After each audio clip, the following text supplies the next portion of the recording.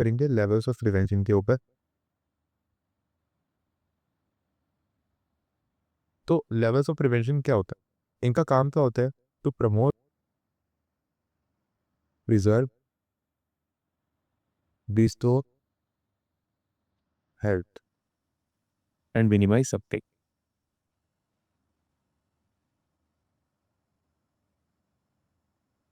Through interventions.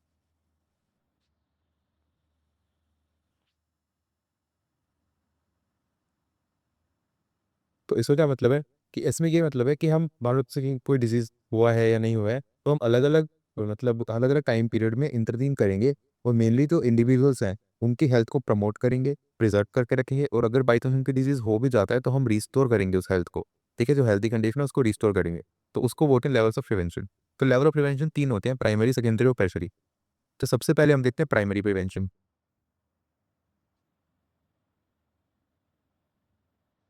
Primary prevention क्या मतलब है? प्राइमरी प्रिवेंशन वो प्रिवेंशन होते हैं which are taken before the onset of disease, यानी कि actions taken before the onset of disease. यानी कि अभी डिजीज हुआ नहीं है, एक तरह से प्री पैथोजेनेसिस फेज है, यानी कि पैथोजेनेसिस हुआ नहीं है, डिजीज हुआ नहीं है। तो इसमें क्या होता है, इसमें हम डिजीज प्रिवेंशन, इसमें हमारा एम होता है एक तो डिजीज प्रिवेंशन, फिर होगा हमारा बिल्डिंग पॉजिटिव हेल्थ। जो WHO का हमने कॉन्टिन्यूम की बात की थी, पॉजिटिव हेल्थ एक साइड था और एक साइड डेथ था। तो बिल्डिंग पॉजिटिव हेल्थ हमारा एम होता है, building positive health for the individual. ठीक है, ताकि वो सोशली और इकोनॉमिकली एकदम प्रोडक्टिव भी रह सके। तो तीन अप्रोचेस होती है हमारी मेनली प्राइमरी प्रिवेंशन में।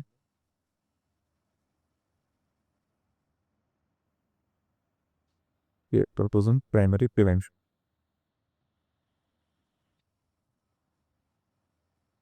पहली अप्रोच है प्राइमोडियल प्रिवेंशन।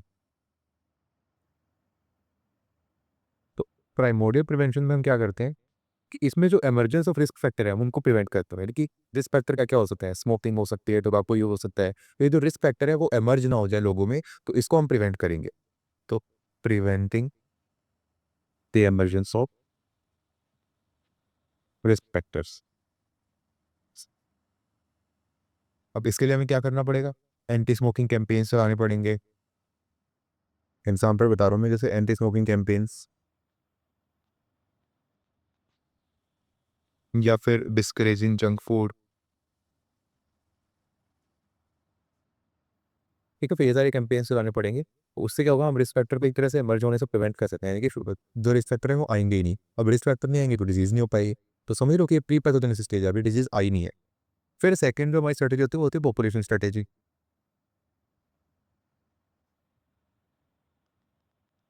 इसमें क्या होता है, इसमें हम पॉपुलेशन को एज अ होल हम एक तरह से टारगेट करते हैं। ठीक है, इंडिविजुअल को टारगेट नहीं करते, पॉपुलेशन को टारगेट करते हैं। Targeting entire population.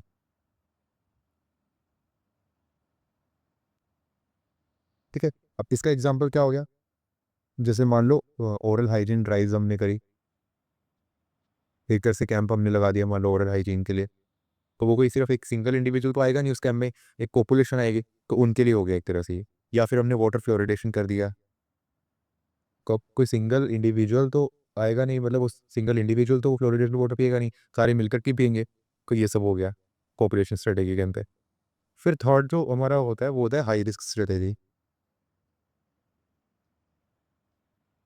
तो हाई रिस्क स्ट्रेटेजी में हम क्या करते हैं, हाई रिस्क स्ट्रेटेजी में हम जो इंडिविजुअल या पॉपुलेशन जो कि हाई रिस्क पर होती है किसी भी चीज़ को लेकर के, किसी भी डिजीज को लेकर के, तो हाई रिस्क होके हम उनको टारगेट करते हैं। Target individuals on high risk, individual या ग्रुप ऑन हाई रिस्क। ठीक है, तो इसका एग्जांपल क्या होगा, उसे मान लो बच्चे हैं जिनमें पेटेंट फिशर बहुत ज़्यादा डीप है। मान लो वो कोई ऐसे बच्चे हैं, children with deep and narrow pits and fissure. कि क्या होगा, इन बच्चों में केरीज के चांसेस बहुत ज़्यादा है, तो इसमें हमने पिट एंड फिशर सीलेट दे देंगे। तो एक तरह से ये हाई रिस्क स्ट्रेटजी हो गई कि हाई रिस्क जो थे हमने उनको ट्रीट कर दिया पहले। ठीक है, तो इससे क्या होगा कि मेनली हमारी जो डिजीज़ है वो होने से पहले हमने एक तरह से प्रिवेंशन कर दिया, हमने बीच में इंटरवेन करके डिजीज़ के होने के चांसेस को भी प्रिवेंट कर दिया एक तरीके से। ठीक है, अब मोड्स ऑफ इंटरवेंशन क्या हो गए हैं, किस किस तरीके से हम इंटरवीन कर सकते हैं। सबसे पहला हो गया हेल्थ प्रमोशन।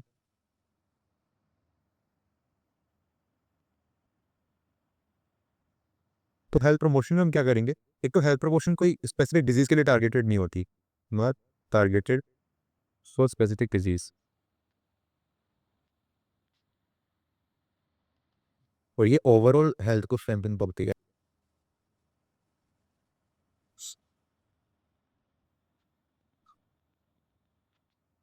अब इसके एग्जांपल क्या हो गए, हम जैसे कि मान लो हेल्थ एजुकेशन दे सकते हैं हम। हेल्थ एजुकेशन जैसे कि मान लो हमने एजुकेशन दी स्कूल चिल्ड्रन को प्रॉपर बस ब्रशिंग टेक्निक हमने सिखाई। ठीक है, तो एक तरह से हेल्थ एजुकेशन के अंडर आ गया। उसके अलावा इन्वायरमेंटल मॉडिफिकेशन कर सकते हैं। इन्वायरमेंटल मॉडिफिकेशन में हमने सैनिटेशन पे ध्यान दिया मान लो, या फिर क्लीन वाटर सप्लाई वगैरह दी, तो वो इन्वायरमेंटल मॉडिफिकेशन में आ जाएगा। फिर इसके अलावा न्यूट्रिशनल इंटरवेंशंस कर सकते हैं।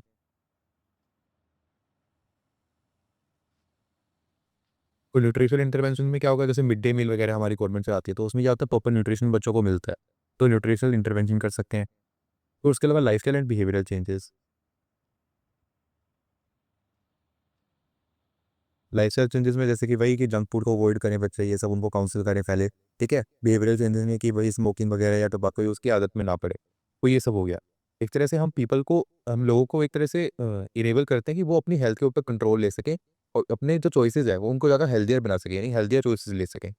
ठीक है, फिर सेकंड मोड ऑफ इंटरवेंशन होता है specific protection.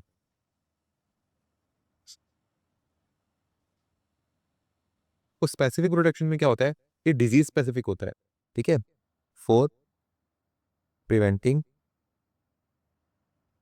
Specific disease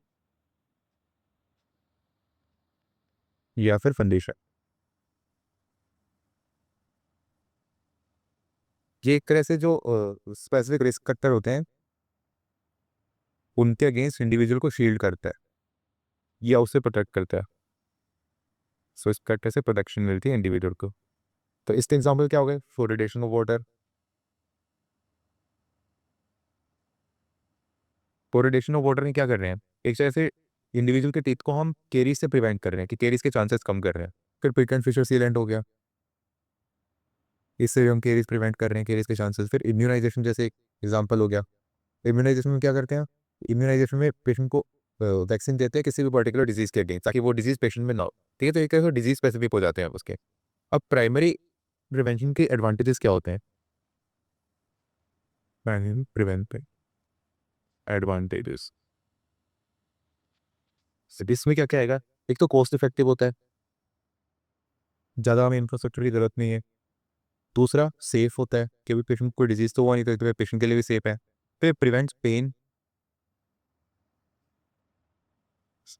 suffering and loss of productivity. और पेशेंट को डिजीज तो हुआ ही नहीं है, तो कोई भी पेन नहीं होगा पेशेंट को, कोई सफरिंग नहीं होगी, प्रोडक्टिविटी भी उसकी अफेक्ट नहीं होगी।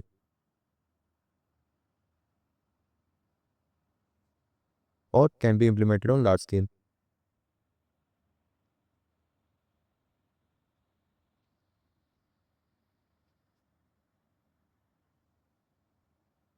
फिर नेक्स्ट जो हमारा है वो है secondary prevention.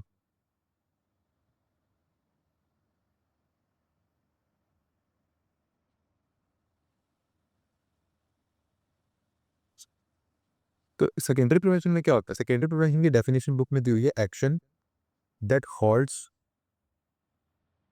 The progress of a disease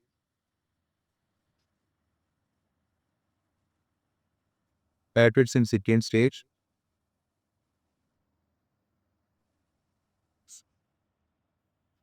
and prevent complications.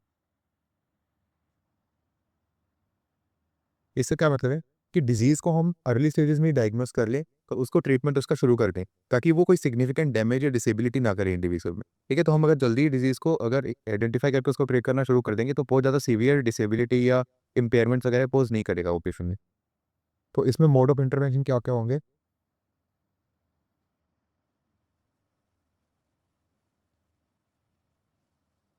एक तो होगा अर्ली डायग्नोसिस एंड ट्रीटमेंट,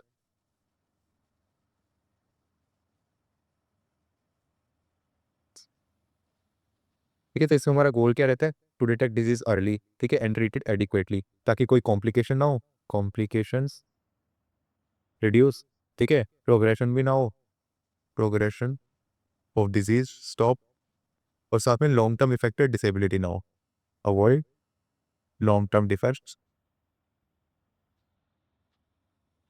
या डिसेबिलिटी, ठीक है।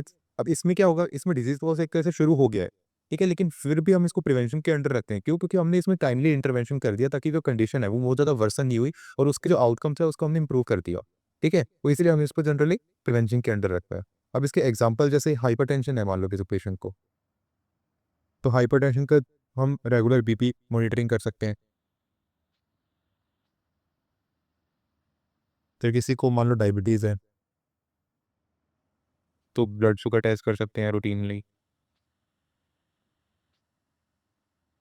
तो उससे क्या हो गया, हमने डायग्नोस कर लिया जल्दी। डेंटल केरीज है मान लो, तो रूटीन डेंटल चेकअप हो जाएंगे। तो हमने पहले ही डायग्नोस कर लिया, और उसके हिसाब से हम डायग्नोस करके उसके ट्रीटमेंट शुरू कर देंगे, ताकि बहुत ज़्यादा इलनेस ना हो जाए, बहुत ज़्यादा इम्पेयरमेंट ना हो जाए। अब इसके एडवांटेजेस क्या होती हैं? एक तो मोर्टेलिटी और मोर्बिडिटी को कम करता है ये, मोर्टेलिटी डिक्रीज, ठीक है। क्वालिटी ऑफ लाइफ को इम्प्रूव करता है, बेटर हो जाएगी। और फिर उसको cheaper than tertiary care.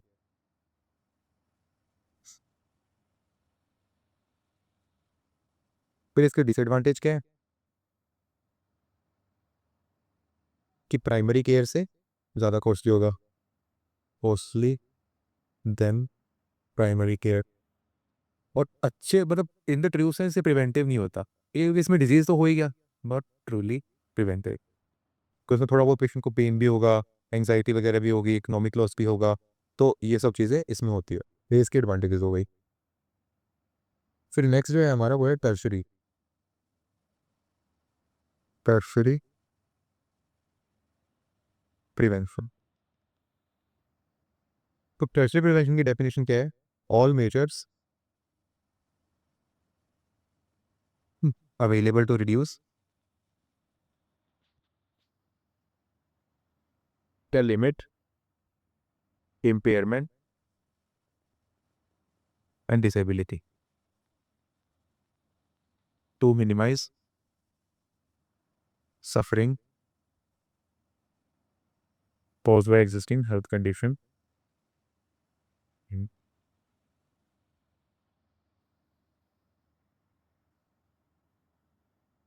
and help the patient to adjust to irreversible condition। इसका क्या मतलब है? ये एक तो हम मेनली जो प्रिवेंशन है, टर्शियरी लेवल ऑफ प्रिवेंशन, ये होता है लेट पैथोजेनेसिस स्टेज में, यानी कि डिजीज हो गया और काफ़ी लेट हो गया, ठीक है, हमने अर्ली डायग्नोस नहीं कर पाए, ट्रीटमेंट नहीं कर पाए, और काफ़ी लेट हो गया, ठीक है। तो इसमें क्या होगा, अब हमारे पास जितने भी मतलब जितने भी हमारे पास ऑप्शंस अवेलेबल है, जितनी मेजर्स अवेलेबल है, हम उनको लेकर के और ट्राई करेंगे जितना हो सके उतना कम इम्पेयरमेंट होएगा, ठीक है। इम्पेयरमेंट तो शुरू हो गया, लेकिन अब उसको ट्राई करेंगे कि जितना हो सके उतना कम हो। डिसेबिलिटी भी है, अगर मान लो कि उसको मिनिमाइज कर सके एकदम से अपने पेशेंट के लिए, ठीक है। और फिर उसके हिसाब से हम एक्शंस ले पाए, कैसे ट्रीटमेंट प्लान बना पाए। तो गोल्स क्या क्या ओपन टर्शरी प्रिवेंशन के? एक तो लिमिट इम्पैक्ट ऑफ डिजीज, फिर दूसरा गोल प्रिवेंट वर्सनिंग, फिर रिहेबिलिटेट। हम रिहेबिलिटेट हमें पेशेंट को फिजिकली भी करना है, मेंटली भी करना है, और सोशली भी। और फिर उसके बाद रिस्टोर द पर्सन रोल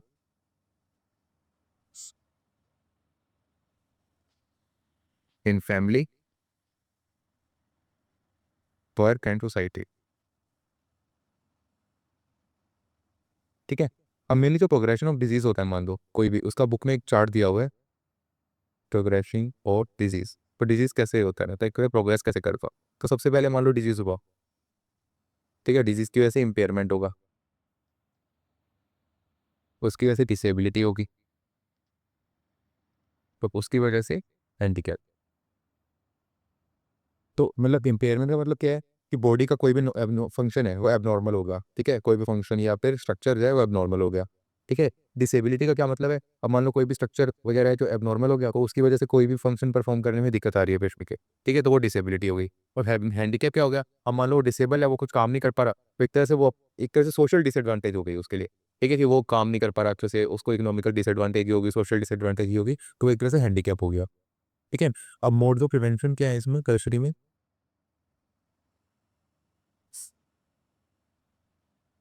इसमें एक तो आता है डिसेबिलिटी लिमिटेशन।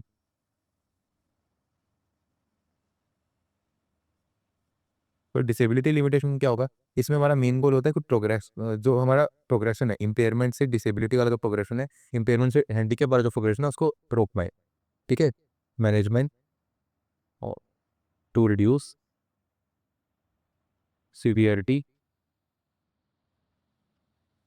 और दूसरा प्रिवेंट प्रोग्रेशन ऑफ डिसीज।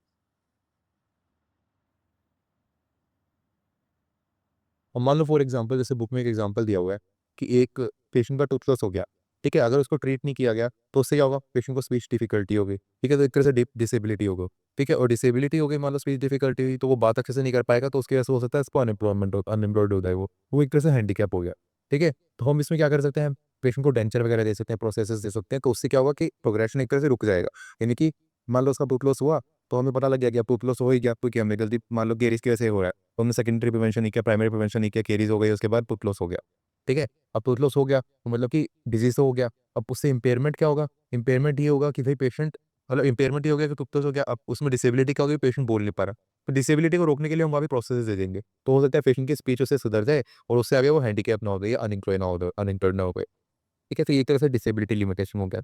फिर सेकेंड है हमारा रिहेबिलिटेशन। रिहेबिलिटेशन में क्या है, इसमें हम कोऑर्डिनेटेड एफर्ट करते हैं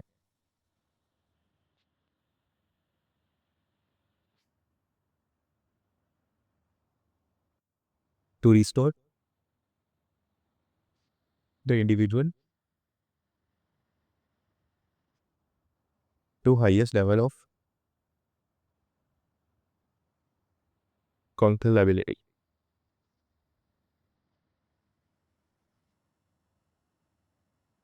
ठीक है। इसमें क्या होगा कि पेशेंट को हम एक तरह से इनेबल कर रहे हैं जो इंडिपेंडेंटली रह सके और एक तरह से सोसाइटी में कंट्रीब्यूट कर सके। अब इसमें मेडिकल रिहेबिलिटेशन होता है,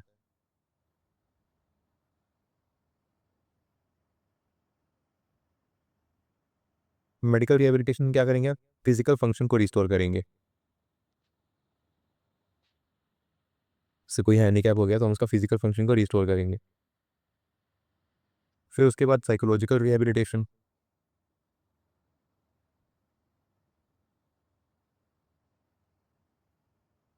इसमें क्या करेंगे, हम पेशेंट के डिग्निटी और सेल्फ कॉन्फिडेंस को रिस्टोर करेंगे।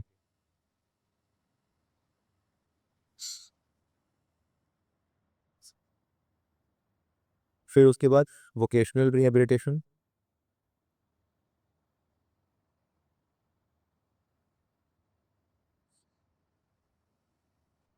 इसमें हम पेशेंट को स्किल्स सिखाएंगे ताकि वो एक तरह से अर्निंग शुरू कर सके, एक अपना लाइवलीहुड कमा सके, ठीक है। और फिर उसके बाद सोशल रिहेबिलिटेशन,